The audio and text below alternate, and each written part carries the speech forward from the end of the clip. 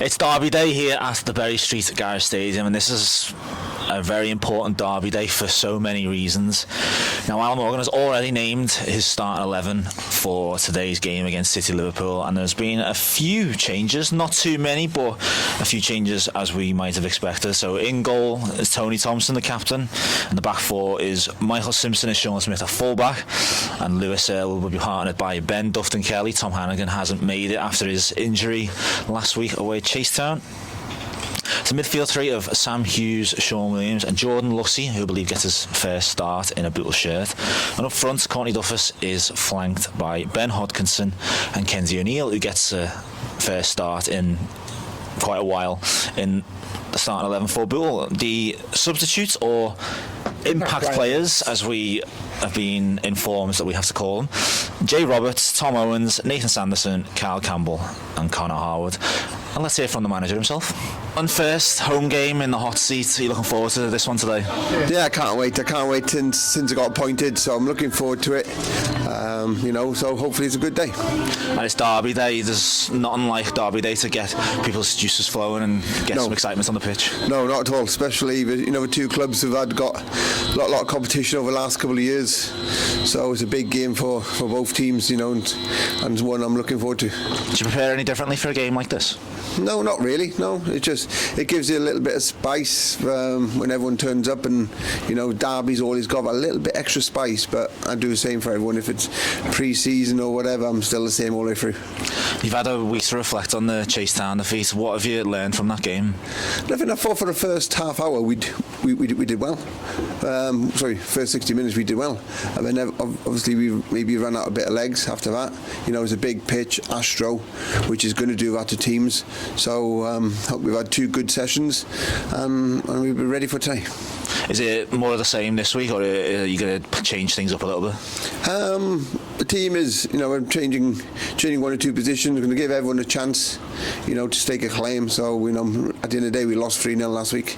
So we'll be changing one or two up and hopefully get a right result today.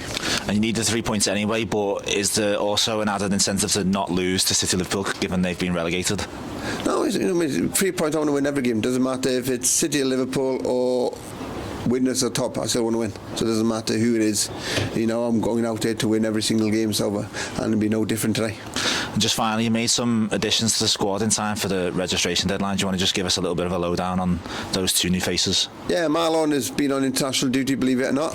So he's come back, with two young lads, and Aidan as well, who's got a good pedigree, coming through at Preston. So with two young lads, and hopefully we'll get a chance over the next couple of weeks. We wish you well today, Alan. Thank you. Thank you. Take care. Now, just off camera, our Stevie has been credited with some excellent analysis from the game away at Chasetown last week. Do you want to reflect on the praise that you just got, and also that analysis of that game? I'd like to think I know a bit about football, so. Look, no, it's always good to hear that people iron up, appreciate what we do, and pay attention as well. Pay attention and watch it as well. So, yeah. I like to think I know a bit, a little. What do you think about the game last week? A week to reflect on it, and we had some interesting views about certain incidents in that game. So what are your reflections now, a week later? Pretty much the same. Thought we looked okay until the first goal. Obviously 2 turning points. We just discussed there the first yellow card on Courtney Duffus, wasn't it? Could have been a red.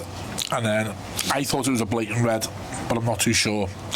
The goalkeeper, Lake, I thought he'd literally swung at Courtney, but I'm not too sure. But it's still one that the referee needs to make a decision, and I still want to think he bottled it. So are we in agreement that out of those two big decisions he got at least one wrong? Yes. And that changes the game, because if they're down to 10, it's a completely different game. It changes the game first half, big time. Both of them changed the game because it's 0-0, and then it was just that sucker punch to the goal. He set 2 up.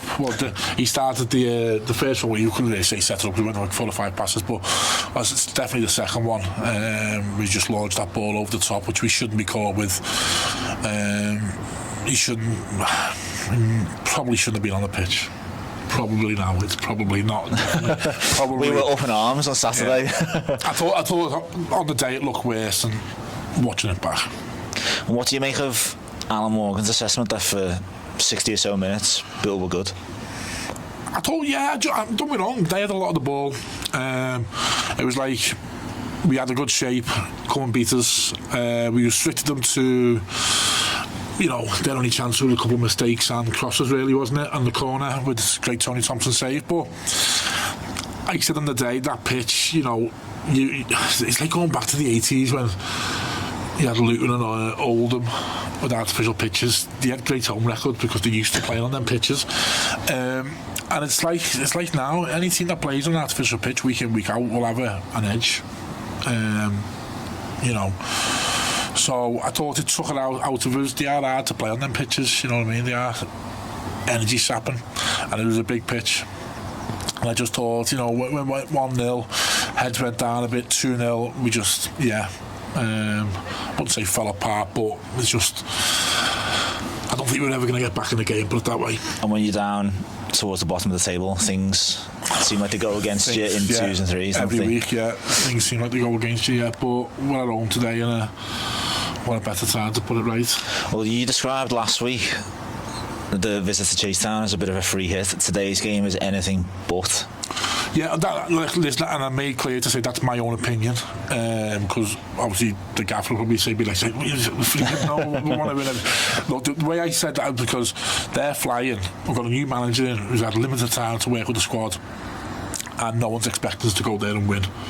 If we would have got something out of the game, brilliant. But I think the 3 games we need to pick up maximum points in to make sure we're not in that fight or in that relegation battle is today, City Liverpool. Just win the 3 home games against the teams down there and we'll be fine. We'll probably end up 12, 13, something like that. Today is important because we've got 2 tough away games on the bounce then. Mossley, which is never easy to go, and Athletic Collieries, who are down there fighting as well, so that'll be a tough one to go to. So it's important we get 3 points on the board today, otherwise mathematically our next home game we could be right in it, and then squeaky bum time, isn't it? I mean, it's Derby Day, so that makes it important anyway. There's a bit of a bubbling rivalry both on and off the pitch between City and Liverpool. Now obviously we know that they've long known that they're going down, they've been relegated, but they will enjoy nothing more than inflicting more misery on Bootle and dragging them down. Big time, massive. I mean, they've done us twice. They've done us here in the FA Cup. And do you know what, they looked alright that day? I thought they were well worthy. I don't think you were here, were you? Not for that game. No, I think they were well worthy to win, and obviously the second game, the trophy's a bit different. We probably threw that away, being 3-1 up with a minute to go. But they've had a horrific season, haven't they? They haven't been close at one point. It's just league form has just been non-existent. But due to past events or whatever, they'll have. We just had to low down on that, haven't we? They will have no problem coming here and dragging us down into